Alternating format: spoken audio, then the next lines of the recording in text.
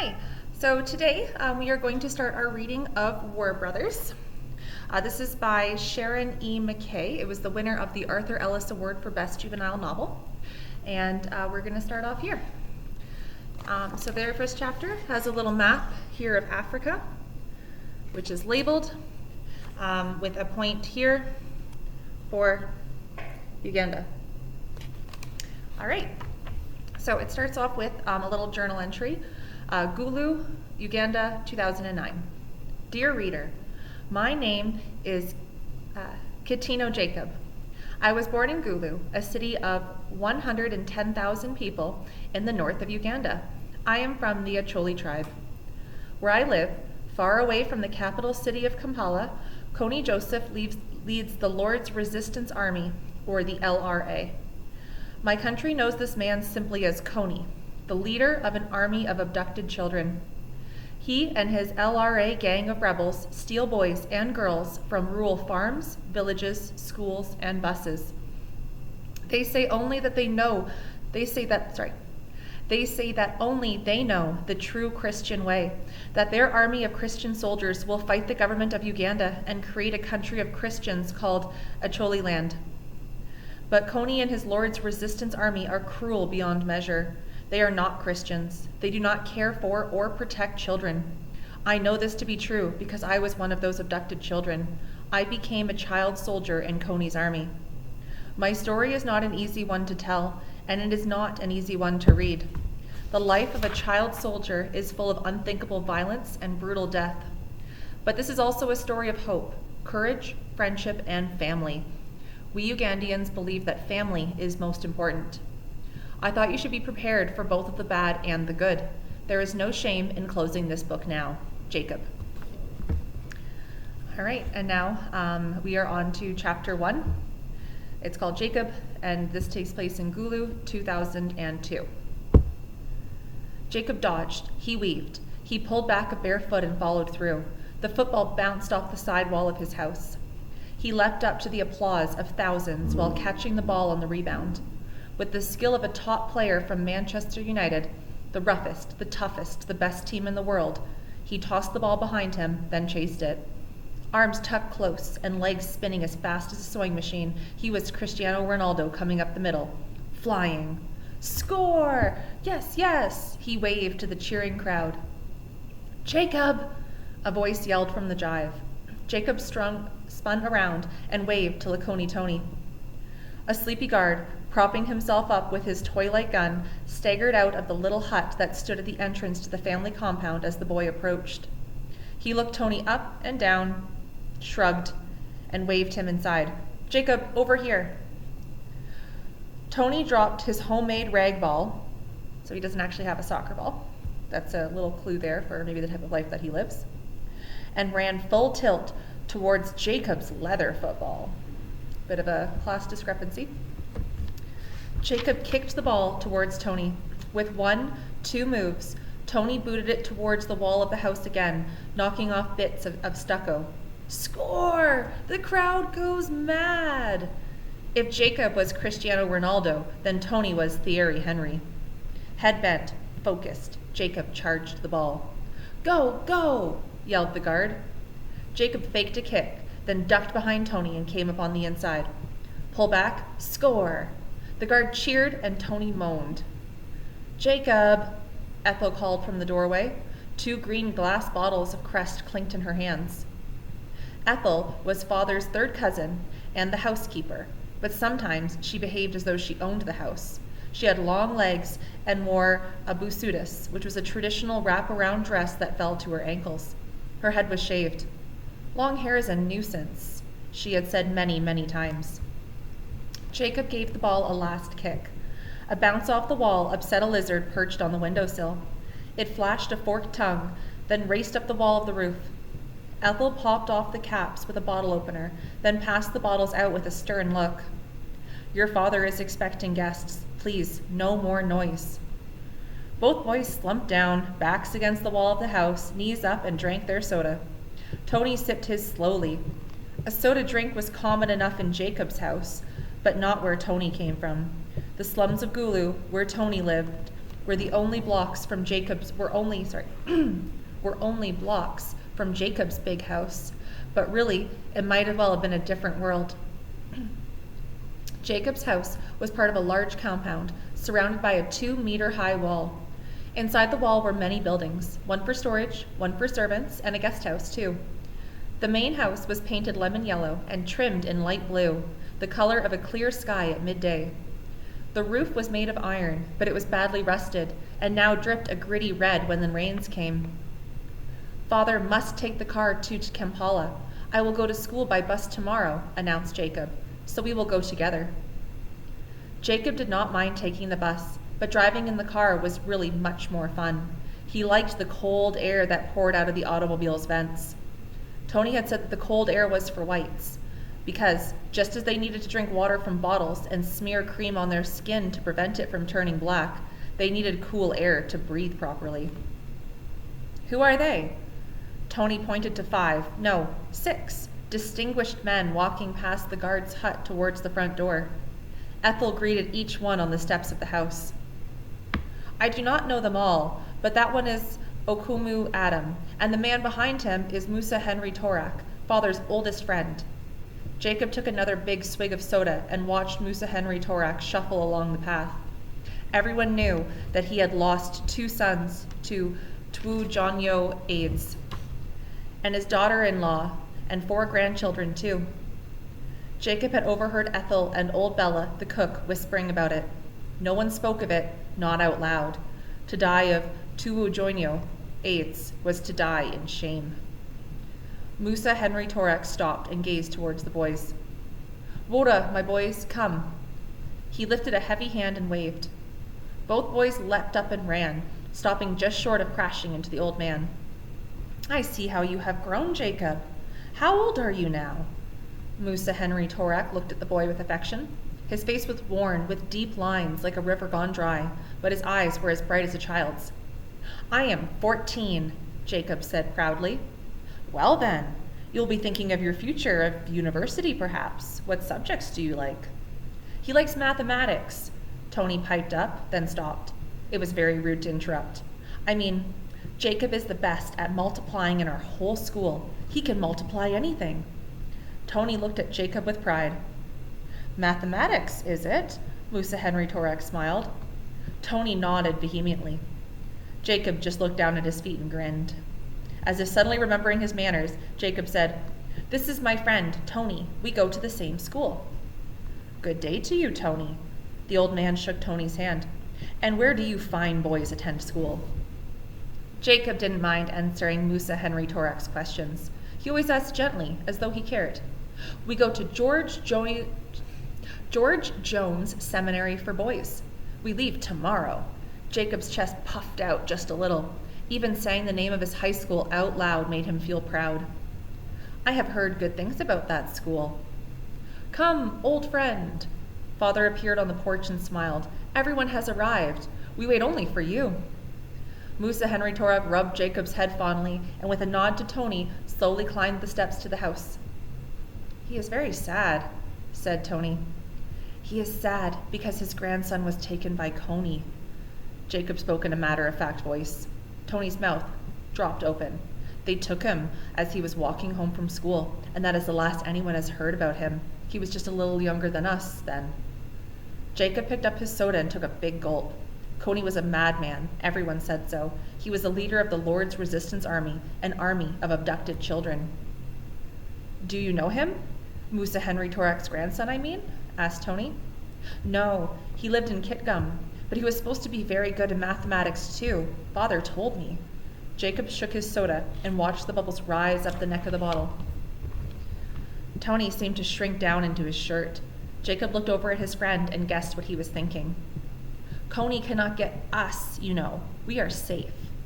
Jacob knew something Tony didn't know. He had heard Father talking to Headmaster Haycoop about hiring extra guards to surround the school at night. There was no reason now to fear Coney and his rebel soldiers. Should he tell Tony? Tony had no father. His family had no land. Jacob tried hard not to appear like a show-off, and the fact that his father knew the headmaster personally? No, he wouldn't say anything about the extra guards. I will meet you at the bus tomorrow. Tony polished off his drink, set the bottle down, picked up his ball of rags, and dashed off. Tony never walked when he could run. It is time, Jacob. Ethel motioned with her hand. Go and stand in the kitchen where your father can see you. He will call you when he is ready to talk. And when he is done with you, you must go get ready with me to go to evening mass. Most of the time Ethel was nice to Jacob, but not nice. Not like a mother is nice. His life would have been so different had his mother lived, Jacob thought. He closed his eyes and tried to see her face. Nothing. He was 5 when she died. But dead is not dead. Spirits do not die. If they love you, they stay and protect you, he thought. Of course, if they died hating you, then they would plague you and make your life hard. A spirit could protect one person and hate another, but his mother loved him, and Jacob was sure she would always protect him, even if he could not remember her. Jacob tucked the ball under his arm and shuffled back into the house. Soon he would be at school. He loved school. Not that he didn't like being at home, because he did, and he loved the farm too. Besides, this house in Gulu, his father owned one of the biggest farms in the Patier district with thousands of cattle, goats, sheep, and pigs. And father's cows were not just the common ankle, long-horned cattle either. Father owned Jerseys and Friesians. That is why they were rich. A man's wealth was judged by how many cattle and how much land he owned. They will get you a fine wife one day, father, rubbing Jacob's head and laughing, had said this himself as they had stood gazing at the herd just a few weeks ago. Jacob walked down the hall, past the television room. When the generator was turned on, the channel was tuned to CNN from America or the BBC from England. But when father was away, Ethel and Bella, the cook, along with whichever relatives might be visiting, huddled around the small box and watched the soap opera Life's Like That on Ugandan television. Jacob did not like that show. He couldn't keep all the silly plots and characters straight in his head. Why watch the television when he could be playing football? He poked his head into the kitchen. Bella was preparing banana leaves for steaming. He could see her broad back and even broader behind. Bella was as big as a house, and she was old, maybe 50. Really old. Quietly, on tiptoes, Jacob crept through the kitchen, measuring his footsteps to the thwacks of Bella's knife as she trimmed the leaves to fit the pot. If Bella noticed him, she would pinch his cheeks and ask him stupid questions about school. Then she would say how much she would miss him. And then she would dab her eyes with her apron. Every time Jacob came home from school, Bella cried. And every time he returned to school, Bella cried. Bella's tears were annoying. Once, he'd heard Bella say to Ethel that he would have a sweet, sour life because he was motherless. But his life was fine. Some children had lost their homes, and sometimes their families, and lived in the displacement camps. And think of the night commuters. That's what people called the children who walked past their door every morning and evening, leaving the villages and camps because of their fear of a night raid by the Lord's resistance army. Imagine parents sending their children on long, long walks away from their villages just to sleep in Gulu. His father would never do such a thing. The walk was hard on bare feet, and there was nothing to eat at the end of the journey. Now those children had sour, sour life. Really, Bella could be so infuriating. Jacob sniffed. Roasted chicken, rolled and cooked in groundnuts, his favorite. On a far table, live grasshoppers popped and hummed in a pot, waiting their turn to be cooked. Pop, pop, pop. They banged against the lid of the pot in a silly attempt to escape. With his toes in the dust of the courtyard and his heels on the scarlet-red painted cement floor of the kitchen, Jacob tucked his football under him and sat down on it. Father and his guests sat under the dark green mango tree in the courtyard in high-backed cane chairs. Father, tall and fit, sat like a Cuaro, a grandfather ready to tell tales of struggle and prosperity. Quite suddenly, a loud, angry voice arose from the circle of men. The expression on Father's face changed abruptly from a smile to a grimace. Okumu Adam, a well-traveled and educated man, slammed his fist down on the arm of his cane chair.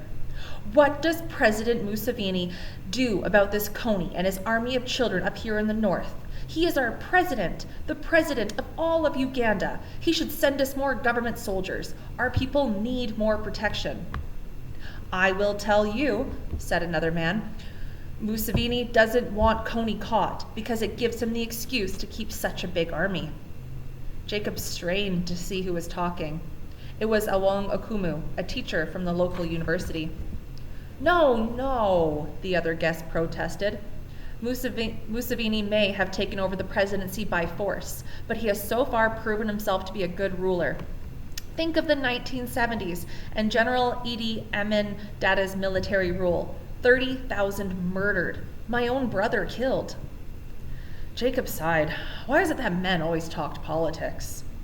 Carefully, so Bella could not see, Jacob scooped up a handful of ground nuts out of a bowl and one by one popped them into his mouth.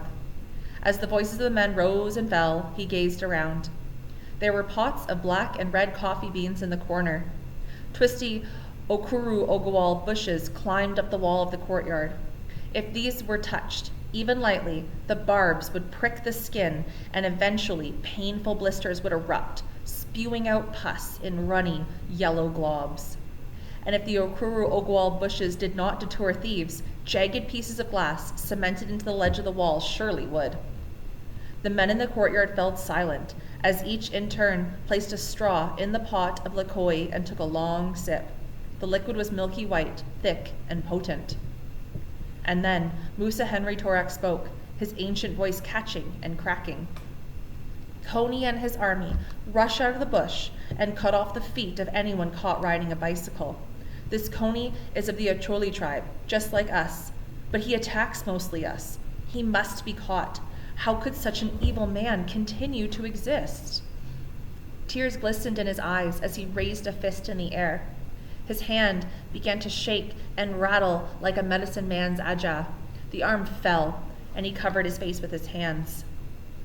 Beast, whispered Musa Henry Torak. They call my grandson a beast.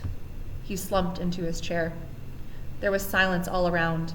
To show such emotion was not the way of an Acholi man. My grandson's name is Michael, after Saint Michael, the warrior. Did not Saint Michael fight Satan in heaven?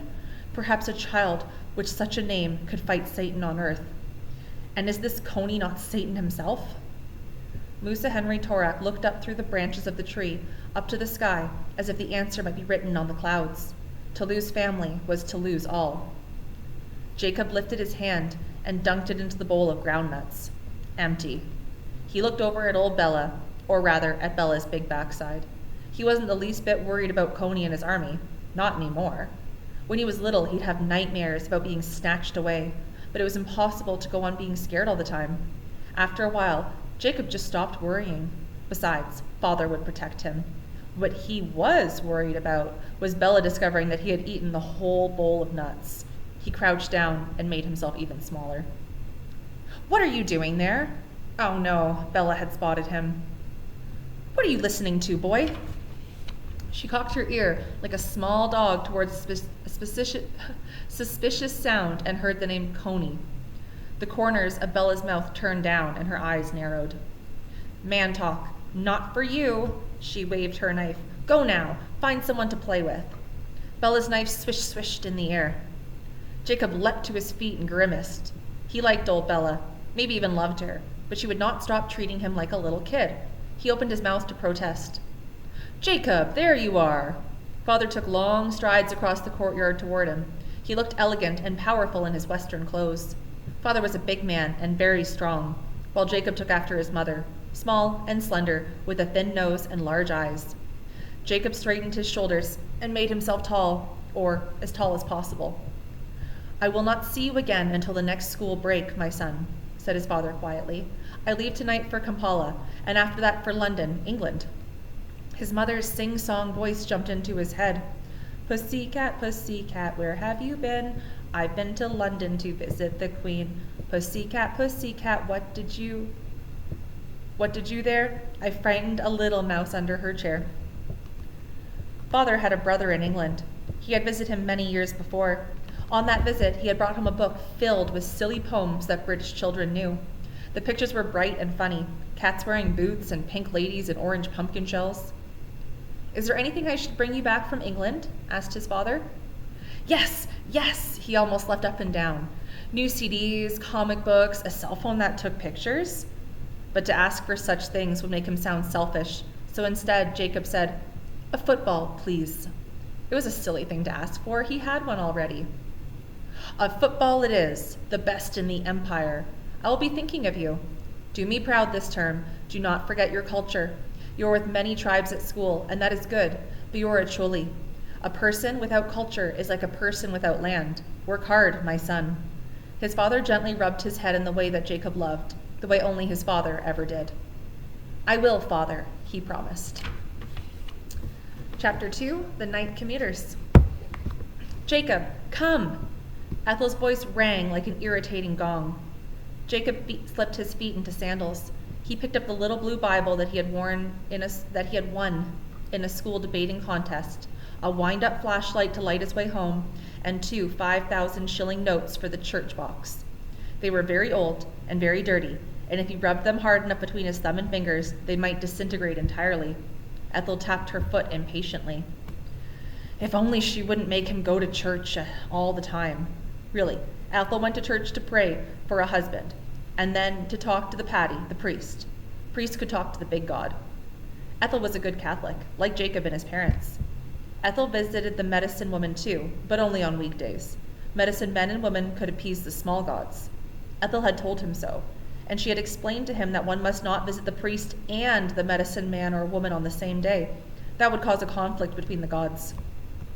Jacob did not want to believe in witchcraft. Witchcraft was old-fashioned, a part of another time, not part of the new Uganda. Still, it would be wrong to show disrespect to the old gods of his tradition. After all, anything was possible. Except Ethel finding a husband. That would never happen. Jacob was sure of it. She was too skinny and too bossy. And she was old, almost 25. Reluctantly, begrudgingly, he trailed Ethel out of the house and down the path. The church was on the opposite side of the city, and it was a long way through the center of town. Complaining was useless. Besides, by this time tomorrow he would be back at school. His family lived in the senior quarter of Gulu, a residential area built by whites in the 1920s and 30s. Back then, his father had said the Munu went to nightclubs, drank homemade alcohol, and played cricket and a card game called bridge. It was different now. Most of the Munu and Gulu drove around in big jeeps with names like Amref, War Child, UNICEF, and World Health painted on the sides. These were organizations that helped the people of Uganda, although just how they helped was a mystery to Jacob. Ethel scowled at the gun-toting watchman sitting in the little guard box by the front gate. Ethel said that paying the guard was a waste of money. He would run away if he saw Coney coming down the road, she said. It'd be better if your father bought me a gun. Jacob thought that was a good idea, too. If anyone could fight off the LRA rebel soldiers, it was Ethel. He took long, easy breaths of cool evening air as he fell into step behind Ethel. The scent of she-nut oil wafted behind her, and whiffs of butter and sour milk. It wasn't a bad smell. The buildings of Gulu were painted blue, yellow, and orange. Kiosks, shops, stalls, and wooden lean-tos were propped against crumbling buildings. Jacob loved his city. He navigated over the ruptured roads that ran through the town, with open sewers on either side. The black tarmac rose up in the heat, creating tiny, volcano-like eruptions. Cars and trucks swerved around bumps and holes, making walking all the more precarious. When the black, blistered hardtop ended, beaten, sandy roads began. The sand was soft under Jacob's feet. And then he saw them, the night commuters. As they did every night, the children were coming from their displacement camps or villages to sleep on the streets of Gulu. They would be gone when the sun rose again. At first, Jacob had felt sorry for them. It was easy to feel badly for a few children, but now they numbered in the thousands. There were just too many to feel sorry about. Jacob, you are too slow. Ethel turned back and called out. With a sigh, Jacob walked more quickly, jumping ahead of a night commuter, slowing down again the instant Ethel turned away. Boda! Someone called out. Boda, Boda! A motorcycle taxi came to an abrupt stop, kicking up a cloud of red dust. More dust in the teeth. Bananas sizzled on open grills alongside fish and papayas. Men, already drunk on arge, squatted on their haunches. There were wooden cases of bottled Coke and Crest for sale, and local orange pop, too. Jacob unfurled his fingers and looked down at the 2 notes on the palm of his hand. A Coke would only cost a few shillings. Jacob, hurry! Again, Ethel bellowed. Jacob sighed and ran a few steps, or pretended to. A truck honked, its tires spewing stones on all sides. A jeep stopped in the road. Munu, Mina, quit. A group of children circled the jeep. White man, please give me sweets. The Munu lowered his dark glasses and smiled as he rolled down his window and handed out hard candies wrapped in gold foil. They had almost crossed the city of Gulu when a buzz raced like an electric current down the line of night commuters. Over and over, Jacob heard the words, faster and quickly, above the soft sound of bare feet slapping against the ground. Many tried to run, but most of the little ones were exhausted. Mac what? One child hissed to another and another and another. A big sister grabbed her little brother's hand. Oya, oya, she pleaded when the boy reached down to pick up a broken rubber sapudu. Hurry, hurry. They must claim their sleeping space for the night before Africa abruptly turned from gold to black. Even now, jagged fingers of red, orange, pink, and purple light curled into a fist as the sun dropped below the horizon. By the time Jacob reached Holy Rosary Church, it was pitch black. The last of the night commuters ran around him as if he were a rock in a stream. Dozens of children had already collected in the church's courtyard. In a frenzy of giggles and laughter, children plunked themselves down on the cement ground.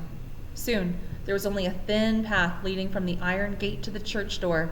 After Mass, and after the churchgoers had carefully picked their way out of the church's courtyard, the gate would be bolted shut. Impatiently, foot tapping, Ethel waited for Jacob at the side of the church. Do you have money for the collection box? Jacob showed her the 2 notes in his hand. Satisfied, Ethel continued up the aisle to sit as close to the patty as possible. Jacob looked back at the children sleeping on the ground. At least they were not bossed around all the time. He poked his head into the church. The white fluorescent lights were almost blinding. If he sat near the open door, maybe he would hear the night commuters talking.